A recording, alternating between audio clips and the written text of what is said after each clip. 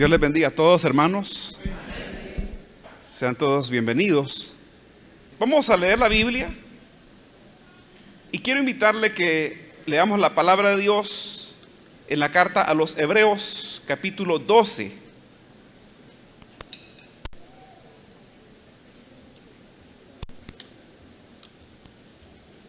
Carta a los Hebreos, capítulo número 12. Y el versículo que leemos es el versículo número 2.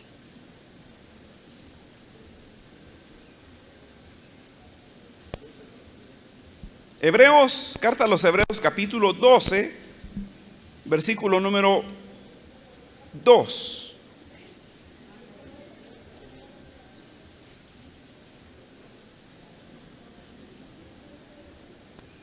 Y la palabra de Dios dice de la forma siguiente: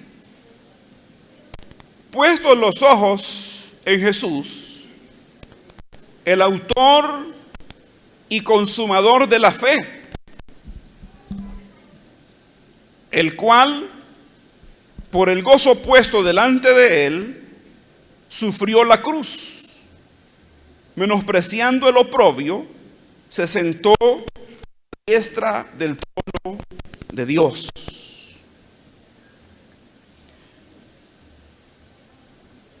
Amén. Hasta ahí, hermanos, dejamos la lectura. Hermanos, al leer esta porción de la palabra, vamos a centrarnos en esa parte que dice: puestos los ojos en Jesús. Así se llama el mensaje de hoy, con la mirada puesta en Jesús. Si usted lee en su casa el capítulo 11, nos habla de los héroes de la fe, así se le llama a ellos, ¿no? Porque en ese capítulo se menciona las personas que le creyeron al Señor, las personas que confiaron en la palabra de Dios en el pasado. Y a través de ese trato de la fe, Dios bendijo las vidas de ellos. Porque la fe es, hermanos, la única manera de tratar con Dios. Y en este versículo que leímos nosotros, usted va a notar ahí en primer lugar que se nos enseña que Jesús es el autor y consumador de la fe. O sea, Él es el autor de la fe. Ya le dije que es la única manera de tratar con Dios. Dios estableció la fe para que los hombres y mujeres pudieran tener un trato con Él. Entonces, la fe es un invento de Dios, pero cuando le hablo de la fe, no le hablo de cualquier creencia, sino que la verdadera fe es aquella confianza en la palabra de Dios. O sea, fe no es, hermano, creer en cualquier leyenda religiosa que por ahí anda circulando, o creer lo que otra persona anda diciendo, que vio, que oyó, que soñó. No es eso lo que estamos diciendo. La fe es aquella confianza que se pone en la palabra de Dios, en Dios y su palabra. Creer que lo que Él ha dicho se va a cumplir, creer que Dios no miente, creer que Dios es poderoso para hacer todo lo que Él ha prometido hacer, y que siempre hará aquello que Él ha dicho. Donde Dios, pues, voy a decirlo de esta manera, se compromete con aquellas personas que le creen. Y no solo eso, sino que Dios busca personas que le crean para poder bendecir sus vidas, para poder ayudarles, para poder salvarlos, para poder redimirlos. Entonces Jesús es el autor y consumador de la fe. Dice la Biblia que Él es el autor de la fe porque Dios, como le dije, es el que diseñó este trato. Con Dios no se trata a través de las obras, no se puede. Porque el ser humano no tiene la capacidad de hacer obras que puedan llenar la medida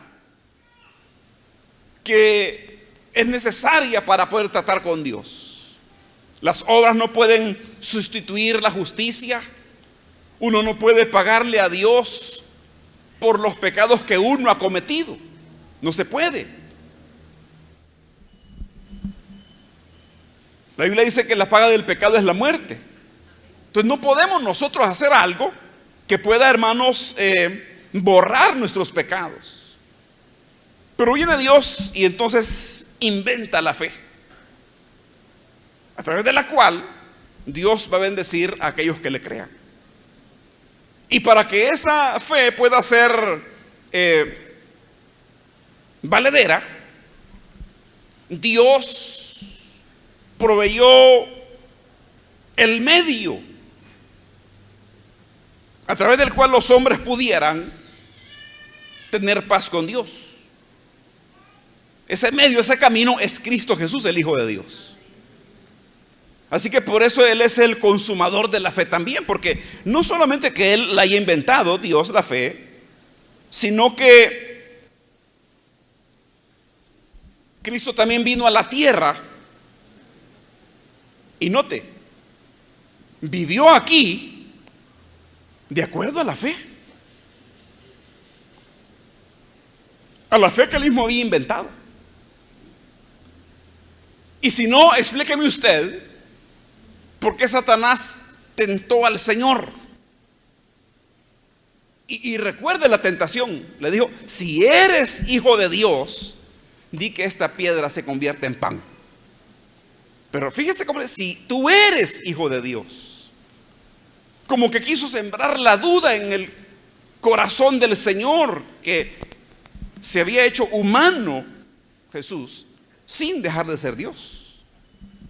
Pero como humano, Satanás intenta tentarle para que dude. Si tú eres hijo de Dios, dile a esta piedra que se convierta en pan. Ahora yo le pregunto a usted, ¿qué hizo Jesús? ¿Convirtió la piedra en pan, sí o no? No, no lo hizo. Porque escrito está: no tentarás al Señor tu Dios, dijo más adelante. Pero antes de decir eso, al mencionar lo que Satanás le sugería, el Señor le dice: escrito está, no solo de pan vivirá el hombre, sino de toda palabra que sale de la boca de Dios. Y es porque Jesús, como hijo de Dios, hermano, se amparó en esa palabra de Dios, la palabra de su Padre. Entonces ahí usted lo ve al Señor Jesús no solamente como el inventor de la fe o el autor, sino también como el que vino aquí, hermanos, a vivir de acuerdo a esa confianza en la palabra, y así consumó la fe.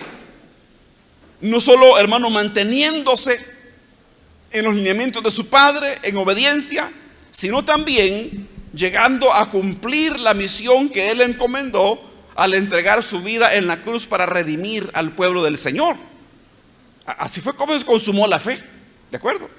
Se consumó, hermanos, el plan que Dios había trazado. Jesús lo cumplió a cabalidad, hermano, tremenda. Así que Jesús es entonces el autor y consumador de la fe.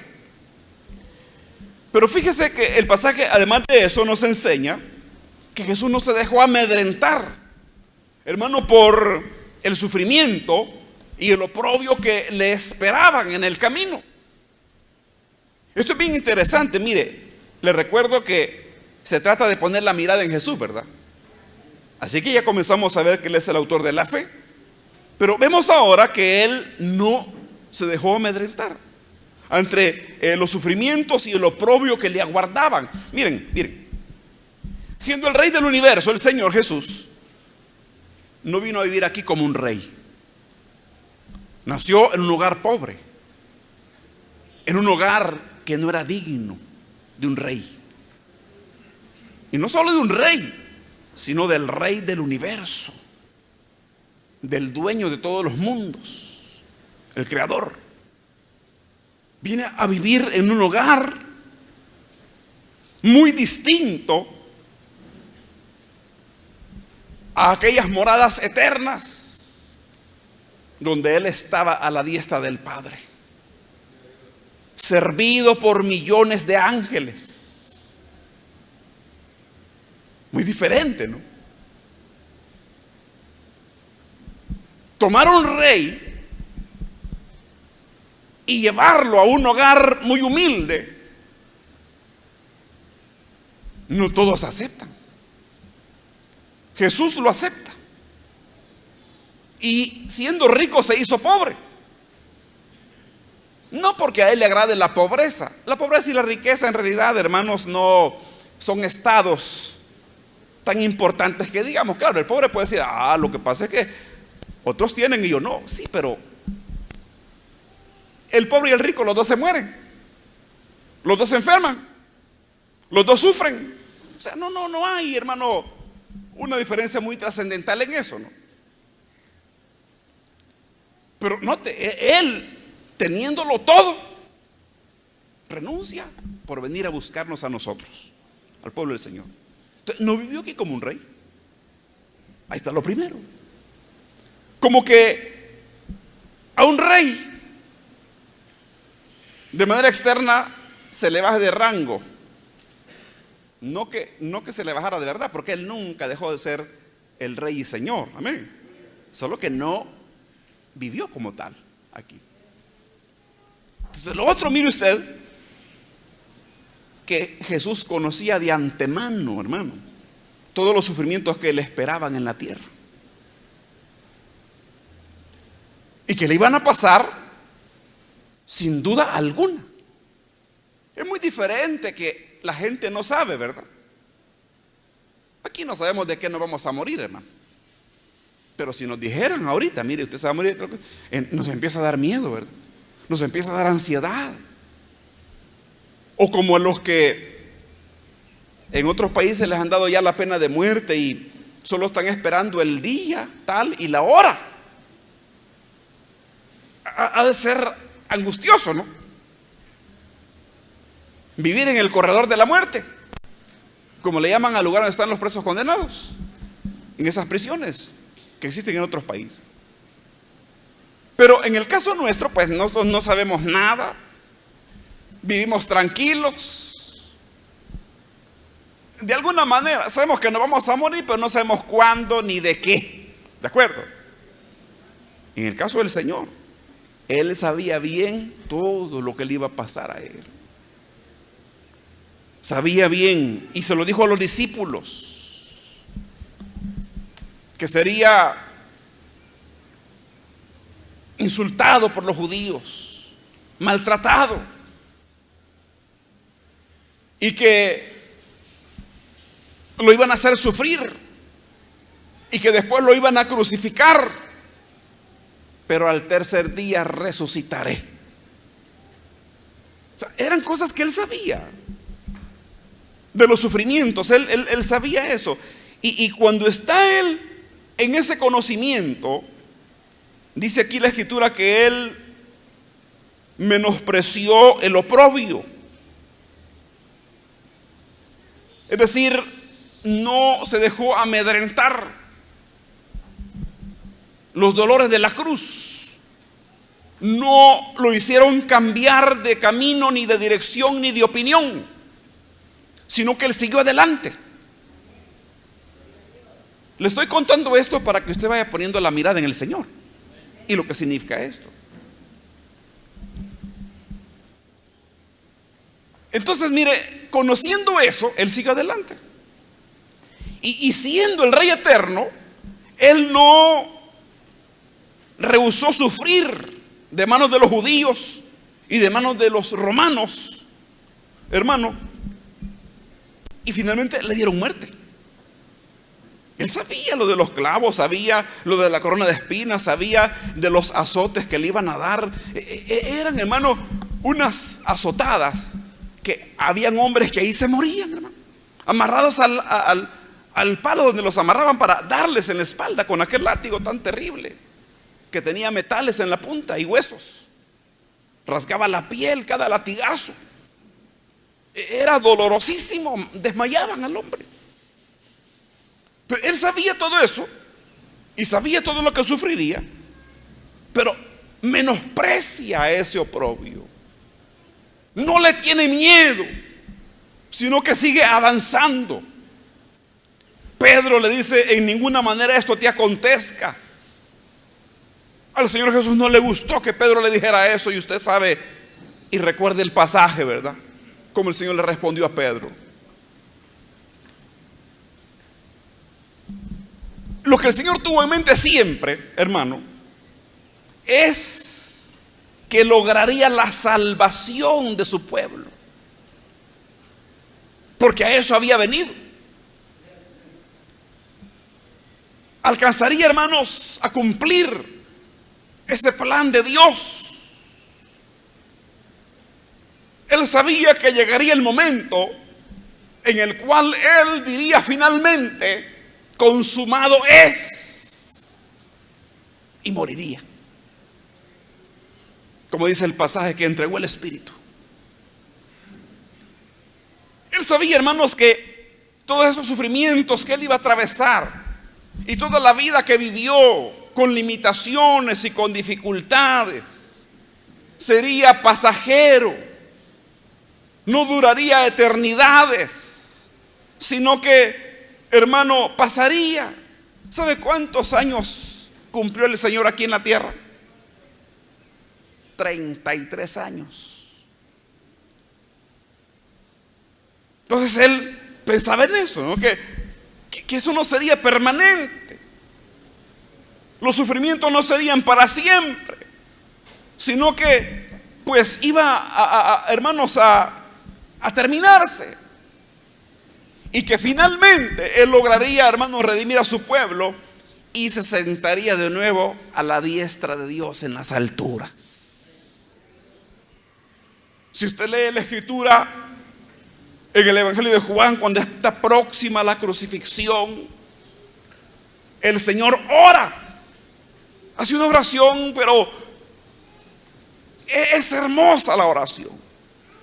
Padre, la hora ha llegado. Glorifícame tú con aquella gloria que tuve antes que el mundo fuese. Y comenzó el Señor a orar ahí. Pero habla de que se acerca el momento de pasar de este mundo al Padre. Note bien cómo ahí, hermano, observamos otra vez que Él se está moviendo en la fe, en la confianza en Dios, su Padre. Y ese, hermanos, es el gozo puesto delante de Él. Cumplirle a Dios, su Padre. Cumplir el plan de redención y redimir un pueblo para Dios. Librarlo del pecado, librarlo de la muerte. Conquistar la salvación de su iglesia. Estas cosas, hermanos, son las que constituyen el gozo que estaba puesto delante de él, lo que le causaba a él, hermanos, alegría. Honrar, obedecer, hacer la voluntad de Dios, traer salvación para los suyos también. Al tener ese gozo puesto delante de él, pudo menospreciar el oprobio. Él sabía que su causa era justa y que era lo correcto. Finalmente, hermanos, notemos también que después de que todo lo que tuvo que pasar, el Señor se sentó a la diestra del trono de Dios. Hemos hablado brevemente de sus días en la tierra, de sus dificultades. ¿Sabe cómo le llamarían los profetas en el profeta Isaías? Varón de dolores, experimentado en quebranto. Pero después que el Señor atraviesa todo eso y muere y luego resucita, se sentó a la diestra del trono de Dios. Le ruego que usted piense otro poquito más en esto y vea aquí, en esta escena que la palabra nos muestra acá, y piense ahora en los judíos opositores del Señor. Esos judíos opositores a Jesús, a ellos nunca se les cruzó por la mente que aquel Jesús que ellos consideraban un mentiroso, un opositor, un engañador, era en realidad el verdadero Hijo de Dios. No se les cruzó por la mente que un día aquel que estaban entregando para que fuese crucificado por los romanos y que habían pedido su muerte y que aún prefirieron a Barrabás, cuando el gobernador les ofrece soltar un preso, cualquiera que elijan, aquí está Barrabás, suelto a Barrabás o suelto a Jesús. Barrabás era un criminal que estaba preso y tenían la costumbre de soltar uno que el pueblo quisiera. ¿Quieren que suelte a Jesús? El que había hecho milagros, que había hecho sanidades y que nunca le había hecho daño a nadie. ¿O quieren a este hombre, Barrabás? Ellos pidieron a Barrabás. Imagínense el desprecio, ¿no?, que los judíos sentían. Pero nunca se imaginaron que aquel Jesús que ellos rechazaban era en realidad el eterno Hijo de Dios, hermano. El único digno de sentarse a la diestra del trono de Dios. No lo sabían, ni les cruzó por la mente, a pesar de que el Señor lo dijo. No le creyeron. Ahora piensen en los romanos que los crucificaron. Usted bien sabe que los romanos tenían una cultura de paganismo, y en esa cultura de paganismo ellos tenían una mitología que la habían adoptado de los griegos, la mitología griega que después se hizo romana porque ellos la adoptaron. Y en esa mitología greco-romana habían dioses y diosas, por supuesto inventadas por ellos, ¿no? Eran solo leyendas, pero ellos creían que aquello era verdad. Y creían en el poder de los dioses romanos. Y los adoraban. Aunque eran, si usted alguna vez lee la mitología grecorromana o la mitología griega, va a encontrar que eran unos dioses que eran peores que los humanos pecadores, que se mataban entre sí, que se comían a sus hijos, que adulteraban, que cometían inmoralidades. Así eran las historias de los dioses grecorromanos, llenos de egoísmo y de maldad. Pero ellos los adoraban, a esas divinidades. Pues ahí, cuando estaban crucificando a Jesús, cuando lo clavaban en aquel madero, nunca se imaginaron que Él era el poderoso Hijo de Dios. Más poderoso que todas las divinidades de ellos juntas. Por supuesto eran dioses falsos, ¿verdad? Pero le hablo de la concepción que ellos tenían, ¿no? Que ellos pensaban que eran poderosos esos dioses, ¿no? Que por supuesto eran falsos, pero ahí tenían al verdadero. Y nunca se les imaginó que lo estaban matando. Hay un misterio grande allí. El Hijo de Dios muriendo, el que tenía poder para levantar los muertos, el que sanó a los ciegos, a los sordos, a los mudos, el que echó fuera demonios, el que caminó sobre el mar, el que con 5 panes y 2 peces le dio de comer a una multitud de más de 5,000 personas. Porque ahí solo se contaban los hombres, la mujer y los niños no los contaban. Los judíos tenían esa costumbre de hacer números así, ¿verdad? Entonces podemos fácilmente pensar que había unas 7,000, 8,000 gentes fácilmente, ¿no? Porque solo contaban a los hombres. Y con 5 pancitos y 2 peces le da de comer a todos. Y no solo les dio de comer, sino que sobró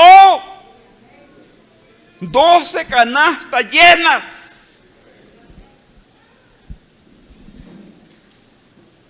El que detenía las tormentas y los huracanes.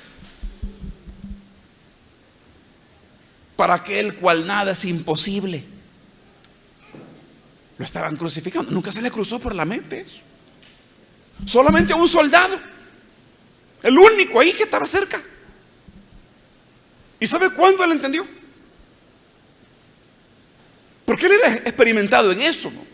Había visto morir en cruz muchos hombres, porque Roma crucificó un montón de gente. Jesús no fue el único. Solo ese día crucificaron a 2 más con él. Así que era, hermano, mucha gente que moría en cruces.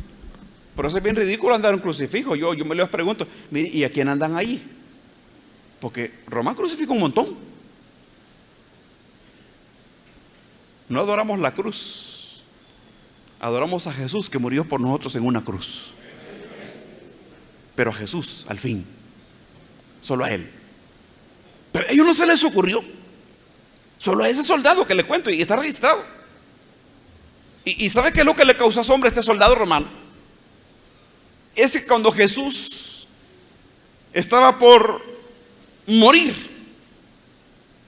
todo hombre a ese momento, que ya había pasado muchas horas en una cruz clavado, ya no tenía fuerzas de nada, ni siquiera de emitir el más suave gemido. Y Jesús gritó: consumado es. Y murió. Ahí se asustó el soldado. Verdaderamente este hombre era hijo de Dios. Entonces, hermano, pero qué tremendo, ¿no? Que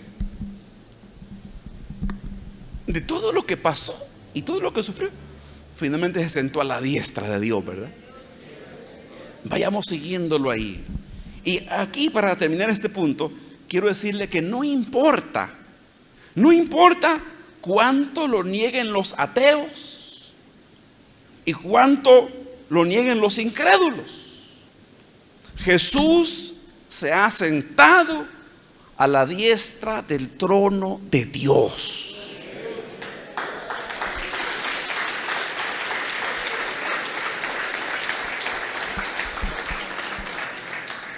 Entonces el pasaje nos está llamando a poner la mirada en Jesús. En primer lugar, ¿para qué? Para que nuestro ánimo no se canse hasta desmayar, dice el versículo siguiente que usted puede leer en su casa, el versículo número 3. Porque algunas veces, hermano, las cosas a veces se ponen difíciles, ¿verdad? Entonces, cuando las cosas se pongan difíciles, pon la mirada en Jesús. Cuando tengas problemas, pon la mirada en Jesús. Porque a veces los problemas nos atacan fuerte, nos golpean duro, y a veces las cosas no pasan como uno pensó que iban a pasar, o como uno esperó, y el ánimo se le podría menguar, el entusiasmo. Así que cuando eso pase, ponga la mirada en Jesús para que su ánimo no desmaye. Acuérdese del Señor, lo que estamos diciendo, acuérdese de Él. Cuando estemos bajo el fuego de la tentación, pongamos la mirada en Jesús también. Satanás va a tratar de una manera, va a tratar de otra, va a enviar problemas, va a molestarnos y algunas veces va a tentarnos, pero pongamos la mirada en Jesús y sigamos adelante, no desmayemos, no nos desviemos. Hermano, pase lo que pase, sigamos adelante. No nos la pongamos en otra dirección. Nuestro único Salvador se llama Jesucristo, el Hijo de Dios. Nuestra esperanza no está puesta, hermanos, en ningún otro, ni en ninguna ideología, ni política, ni nada, sino solamente en Jesús, el Hijo de Dios. Yo termino diciéndole, hermano, lo último, ya que hemos hablado de que a veces las cosas se ponen difíciles y a veces hay tentaciones también. Sigamos poniendo la mirada en Jesús, no nos desviemos, sigamos confiando en Él, sigamos creyendo en su palabra. Pero aquí hay un detalle más que tenemos que tocar. Porque cuando nosotros sufrimos, que no es siempre, ya lo voy a decir eso, tendemos a pensar y a concentrarnos en eso. Entonces recordemos, hermano, que nuestros sufrimientos nunca serán mayores que los sufrimientos de Jesús. Jesús sufrió hasta la sangre. Sufrió muchísimo. ¿Quién nos enseña eso? Y triunfó. Amén. ¿Quién nos enseña? Hermano, recordemos una cosa. Mire, porque hay que ser justos, ¿no? Recordemos que también hay momentos felices. ¿Sí? Sí, es cierto, hermano. Tenemos momentos bien felices, bien alegres, bien contentos.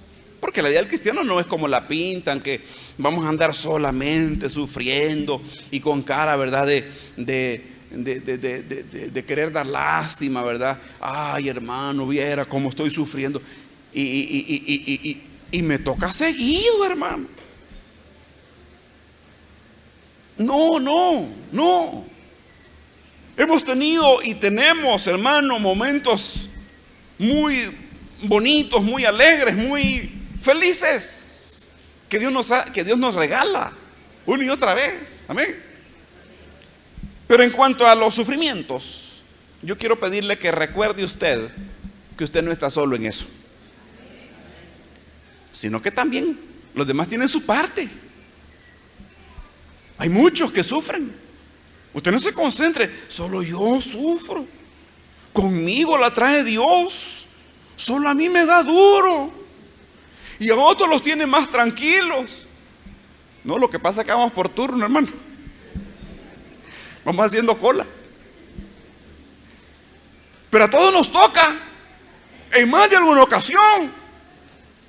Así que tú no eres el único. No estás solo en esto. ¿Sabe que nosotros buscamos a Dios? Porque a veces tenemos angustias también y tenemos dificultad y buscamos a Dios. Y yo siempre he pensado, hermano, que claro, los problemas no son agradables, ¿no? Ni tampoco los vamos a buscar, porque no somos masoquistas para andar buscando el sufrimiento, no. Como algunos pobres, ¿verdad?, que piensan que el sufrimiento purifica, hermano. Hay que sufrir, hermano. No es así. No es así. Quien purifique es Dios con su poder. Claro, cuando sufrimos, pues buscamos al Señor, nos acercamos a Él, ¿verdad? Y eso es lo único bonito de las pruebas y las aflicciones, que nos acordamos que tenemos un Dios poderoso. ¿Cuántos saben que tienen un Dios todopoderoso? Eso es lo único maravilloso. Las lágrimas, el dolor, eso no, hermano. Sí, que si de eso nos vino a redimir el Señor. Y cuando estemos con Él ya no habrá lágrima, ni clamor, ni dolor, porque las primeras cosas pasaron, dice ahí la Escritura, ya hablando en aquel momento, no que ya estemos con el Señor, ¿verdad? Pero entonces le decía, lo único maravilloso es que pues el ser humano ahí como que está más sensible, ¿no? Y puede buscar al Señor. Pero quien purifica es el Espíritu de Dios cuando lo buscamos a Él. Y finalmente, hermanos, quiero decirle que traigamos a la memoria que Jesús sufrió más que todas las personas juntas. porque Él cargó sobre sí mismo el pecado de todos nosotros. Dice el profeta, Él fue molido por nuestros pecados. Solo con esa frase se dice todo, hermano. Todos los pecados nuestros fueron cargados sobre Él, y Él sufrió el castigo de Dios que nos correspondía a nosotros. Así que cuando usted sienta que está sufriendo mucho, acuérdese, Jesús sufrió más que todos. Amén. Y los sufrimientos no son para siempre, hermano. Ya le dije que hay momentos bonitos, ¿verdad? Felices. ¿Está alguno triste? ¿Qué? ¿Qué dice? ¿Qué dice ahí? Oración. Si estás alegre, cante alabanzas. Pero cuando venga la dificultad o cuando venga la tentación, pongamos la mirada en Jesús siempre. Cuando estemos tranquilos, llenos de sosiego, pongamos la mirada en Jesús siempre. Cuando tenemos dificultades, congreguémonos. Cuando no tenemos dificultades, congreguémonos también. Leamos la palabra, busquemos a Dios, oremos al Señor, sigamos con Él y pongamos siempre la mirada en Jesús. Yo quiero dejarle de tarea que usted lea en su casa todo el capítulo 11. Después se lee, hermanos, estos versículos del 1 al 3. Si quiere leer más, ¿no?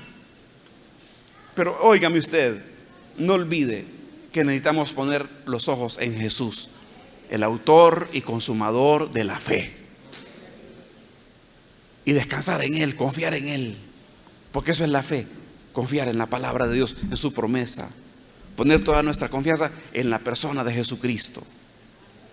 Yo quiero invitarle que oremos al Señor, inclinemos el rostro y oremos y le demos gracias. Padre Celestial, te damos las gracias, Señor, por habernos permitido conocer tu evangelio glorioso. Gracias por la fe. Gracias por la obra de Cristo. Gracias por ese plan de redención. Y gracias, Señor, porque esta tarde nos llamas y nos recuerdas que necesitamos poner los ojos en Jesús. Que cada uno cobre fuerzas, cobre ánimo, al poder pensar en Cristo Jesús, todo lo que hizo, todo su amor por nosotros. Gracias por tu bondad, Padre Celestial, por Jesús. Amén.